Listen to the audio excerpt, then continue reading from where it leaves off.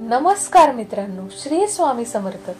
मित्रांनो, तुमच्या घरात जर आजार आहे, रोग आहे, कोणाला व्याधी आहे, कोणाला काही दुखणं आहे किंवा घरात कटकटी आहेत, वादविवाद आहेत, संकट आलेले आहेत, अडचणी आलेल्या आहेत, दुःख आहे, डोक्यावर कर्ज आहे किंवा प्रश्नांची उत्तरं मिळत नाहीये, मार्ग मिळत नाहीये, कोणत्याही गोष्टीत तुम्हाला यश मिळत नाहीये, या सर्व समस्या जर तुमच्याकडे आहेत, तुमच्या जीवनात आहेत, तर फक्त रोज 11 वेळेस तारक मंत्र बोलायचा आहे.